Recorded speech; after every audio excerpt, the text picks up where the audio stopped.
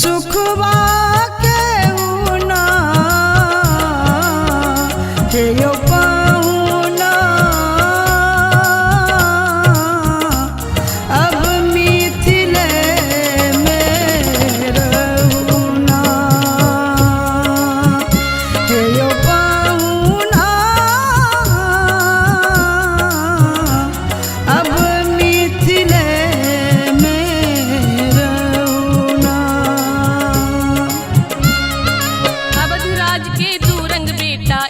गोर एक कारी अवधराज के दू रंग बेटा एक गोर एक कारी एकटा बाप अहाँ के किए तीन तीन महतारी एकटा बाप अहाँ के किए तीन तीन महतारी अवधराज के दू रंग बेटा एक गोर एक कारी अवधराज के दू रंग बेटा एक गोर एक कारी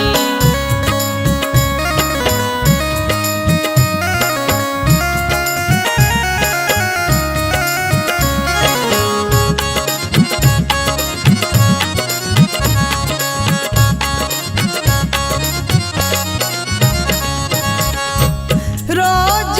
सवेरे उबटन मली मली इतर सो नहवायब रोज सवेरे उबटन मली मली इतर सो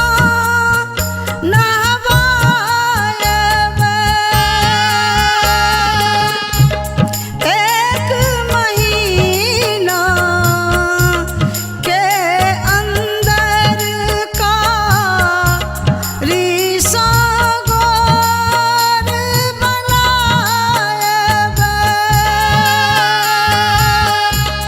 एक महीना के अंदर का रीसा गोर बनायब झूठ कहवना वाणी बतिया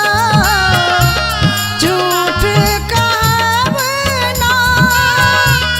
वाणी बतिया मौका एगो देउना हे यो पाहुना अब मिथिले में रहुना हे यो पाहुना अब मिथिले में रहुना अब मिथिले में रहुना हेयो पहुना हेयो पहुना हेयो पहुना हेयो पहुना हेयो पहुना हेयो पहुना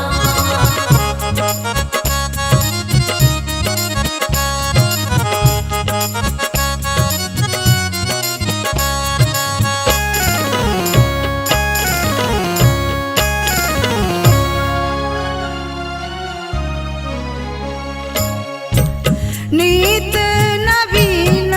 मन भावन व्यंजन पर सब कंचन धारी नीत नवीन मन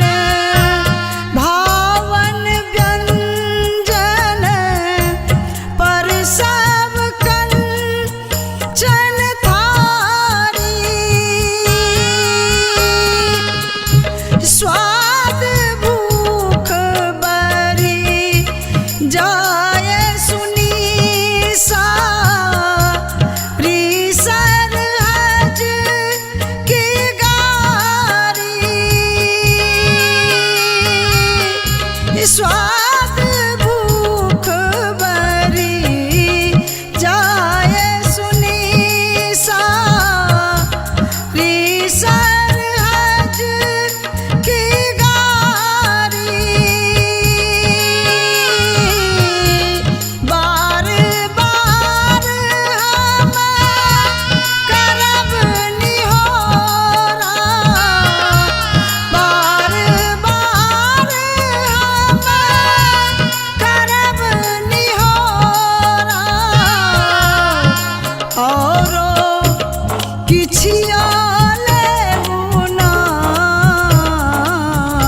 हे यो पाहुना अब मिथिले में रहुना हे यो पाहुना अब मिथिले में रहुना अब मिथिले में रहुना।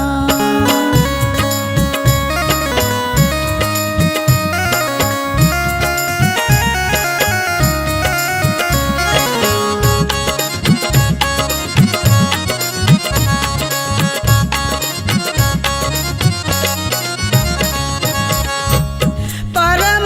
मनोहर ताल तलैया झिझरी खूब खेलायब परम मनोहर ताल तलैया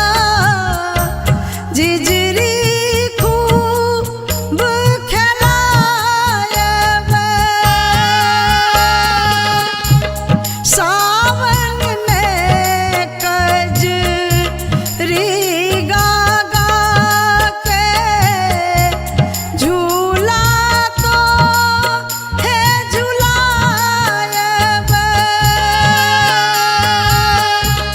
सावन में कजरी गागा के झूला तो है झुलायब पवन देव सा करब निहोरा पवन देव सा करब निहोरा हौले हौले बबुना हे यो पाहुना अब मिथिले में रहुना हे यो